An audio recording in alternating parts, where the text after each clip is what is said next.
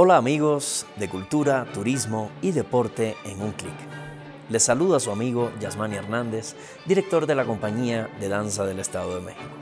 El día de hoy vamos a estar haciendo un breve recorrido, una breve reseña por una de las grandes obras del repertorio clásico del ballet. Vamos a conocer la historia del ballet Giselle. Giselle, obra cumbre del romanticismo o del periodo romántico del ballet, tiene ganada por sí mismo su lugar en la historia de esta hermosa y bella arte que es la danza y el ballet clásico.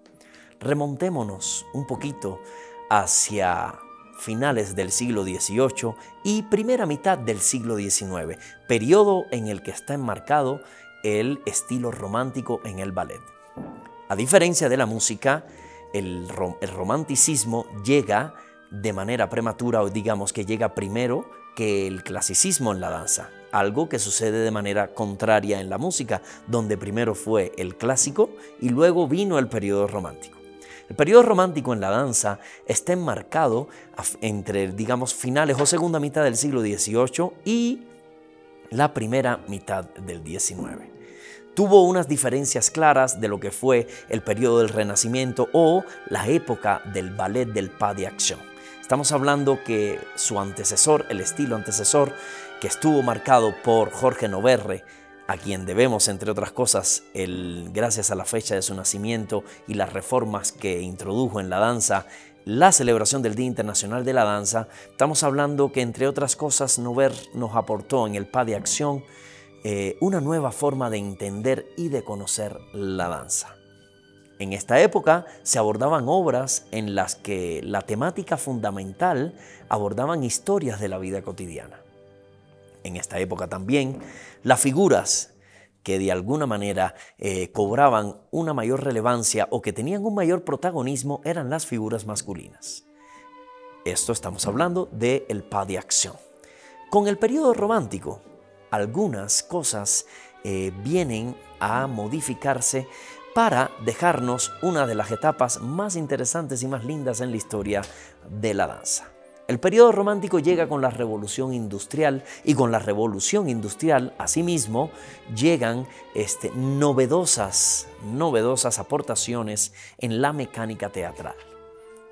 Con el periodo romántico también cambiaron un poco la temática que se comenzaron a abordar en las obras que se crearon en este periodo.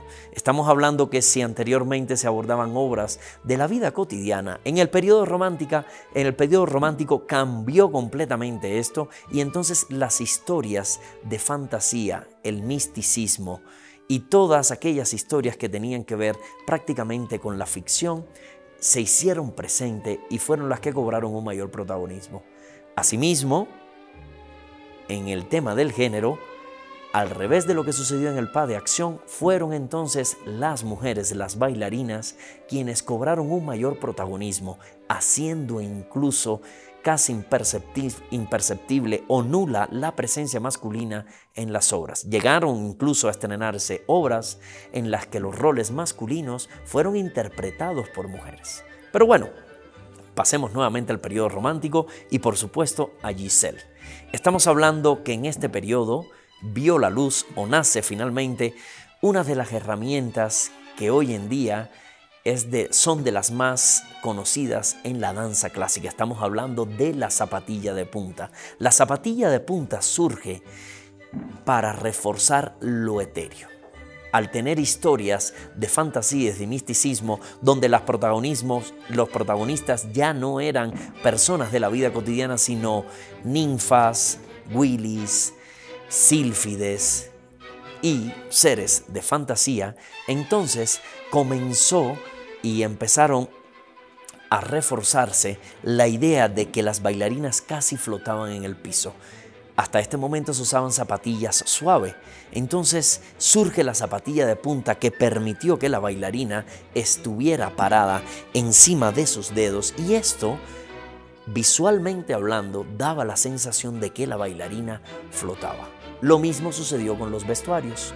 Los vestuarios anteriormente eran muy sobrecargados, y eran muy pesados. Comenzaron entonces a implementarse algunos tipos de vestuarios que eran un poco más vaporosos y digamos que daban la sensación cuando las bailarinas saltaban o realizaban sus combinaciones de alegros, daba la sensación de que flotaban en el aire. Así fue como surge también el tutú romántico, que fueron unas faldas de tul que prácticamente llegaban hasta los tobillos y luego fueron incluso subiendo hasta la mitad de la pantorrilla o hasta la rodilla. Así, con toda esta revolución industrial y con todas estas nuevas aportaciones que llegaron con las herramientas, es que llega también el periodo romántico. ¿Sí? Vayamos explícitamente ya a Giselle. Giselle es una obra del periodo romántico, es la obra cumbre del romanticismo en la danza. Su estilo, o digamos el guión de esta obra, proviene de un libreto de Vernois y Gautier. A partir de ahí, los coreógrafos Jean Corali y Jules Perrot crearon un guión escénico adaptado que permitió la realización de esta obra que está dividida en 2 actos. La música, por supuesto, de Adolphe Adam. Y la obra, como bien lo dije, está dividida en 2 actos. Tuvo su estreno en la Ópera de París en el año 1841.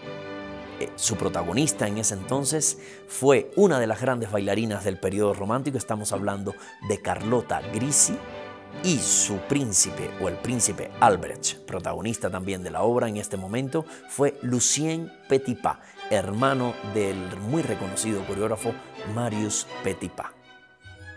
La obra, dividida en 2 actos, primero se aborda en una aldea o en una pequeña ciudad donde vive Giselle. Giselle, una joven campesina que ha estado enferma desde que nació del corazón, sobreprotegida por su madre, quien todo el tiempo ha estado pendiente de ella.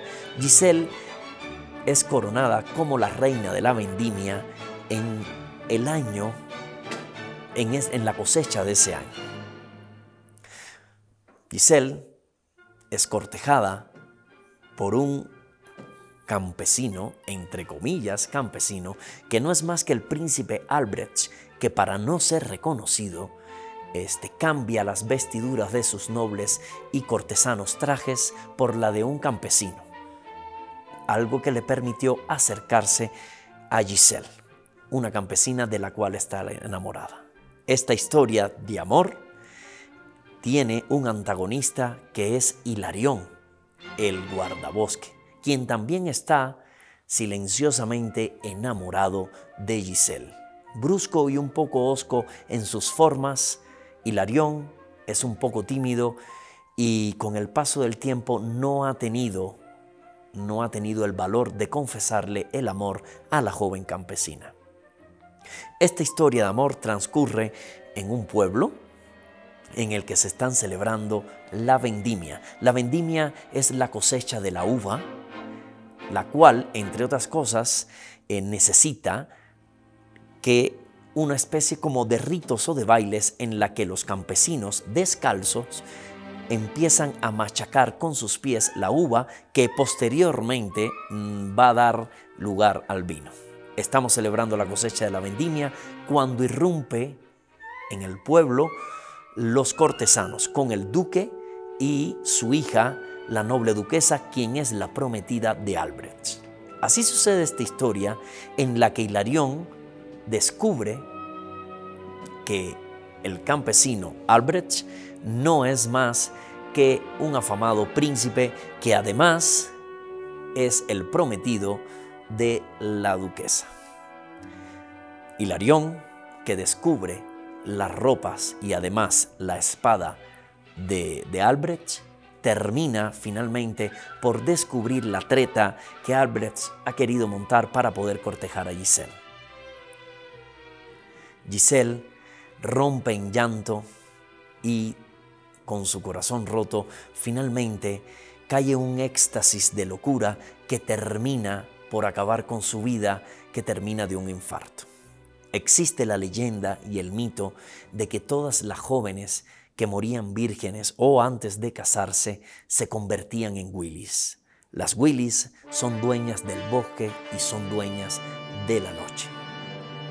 Así termina el primer acto con este trágico desenlace amoroso en el que tanto Albrecht como Hilarión pierden a su querida Giselle.